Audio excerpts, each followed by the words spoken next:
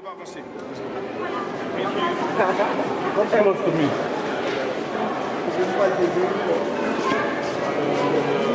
je vais te passer.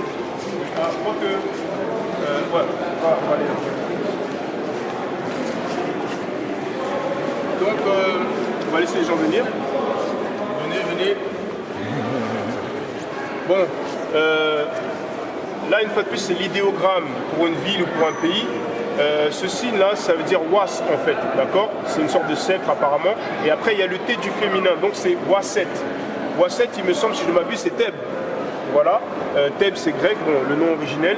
Là, il y a un cartouche, donc le nom d'un roi. Et en fait, bon, en haut, vous savez ce que c'est quoi en haut? Voilà, Ra. Des fois, ils disent souvent en français, on dit Ré, mais c'est Ra, d'accord? Ou Ra. Et en dessous, c'est un bilitaire, ça veut dire M et N, donc c'est Men. Et en dessous, le scarabée, c'est Keper, exactement. Et Keper, ça veut dire devenir. Il y a peut-être d'autres traductions, mais on va dire devenir. Donc en fait, ce que ça dit, souvenez-vous, Ra, c'est une divinité. Donc, antéposition respectueuse, on met d'avant, mais ça se prononce Men Kepera, il me semble. C'est ça. Voilà, Men Kepera, d'accord. Et voilà, c'est ça.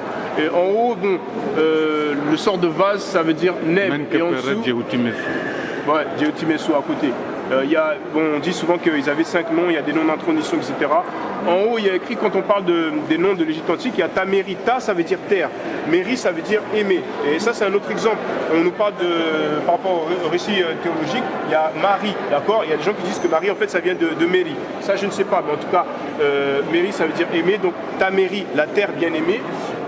Là, ce qu'il y a en haut, ça veut dire Neb, ça veut dire seigneur ou maître. Et en dessous, Ta, en fait, c'est un seul. Là, il y en a deux, donc c'est le pluriel. Donc, c'est Tawi, Neb Tawi, maître des deux terres. Pourquoi je ne suis pas sûr, parce qu'il y a des signes en haut. Mais oui, Nsubiti, Neb Tawi, maître des deux terres, d'accord? Mais bon, je ne vais pas trop rentrer dans les détails sur les Médous. C'est simple, c'est une langue, on apprend et après, on prend l'habitude, quoi. Je vais vous montrer un truc là-bas aussi. Je me semble que c'est là-bas. Est-ce que c'est là-bas ou ça? Tu as oublié la traduction. La traduction de quoi? Du frère. Ah, ouais, non, mais le frère là, ouais, he knows, he understood me. Attendez, ok, c'est pas grave.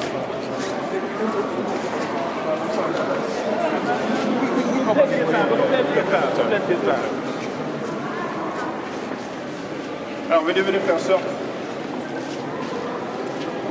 Bon, on va faire un petit quiz déjà. On va laisser... Bon, je ne vais pas embarrasser les enfants parce qu'ils sont timides. Bon, je laisse quelqu'un qui ne connaît pas les Médous, quelqu'un qui est venu pour la première fois ici. Moi. Voilà, ceux qui sont venus pour la première fois, dites-moi ce qu'il y a écrit là. Sarah. Exactement. Félicitations ma soeur. Vous voyez comment c'est facile d'apprendre? Sarah, fils de Dieu, fils de Ra. Là, il y a un cartouche. En fait, ce qui est écrit, bon, je ne suis pas trop loin. Donc, je vous avais dit, bon, en haut à droite, ça veut dire men. Il y a une sorte de répétition, mais je ne vais pas rentrer dans les détails de la grammaire, d'accord? En dessous, le signe, c'est le TCH, en fait, ch, c'est le son ch, d'accord? Ensuite, il y a le poussin kai, c'est le son W qui se prononce ou, d'accord? Donc, c'est menchu, on dit souvent mentu. Et après, c'est un mot que vous connaissez très bien, que c'est otep, en fait, d'accord? On pourrait dire etep d'après la translittération, mais bon, on dit otep. Et une fois de plus, ce que j'appelle brièvement la répétition, mais c'est une question de grammaire. Ce signe-là, c'est le P, ce signe-là, c'est le T. Donc on ne dit pas Hotep, on dit Hotep, c'est une question de grammaire. Donc le nom qui a écrit là, en fait, c'est Mentu Hotep, d'accord?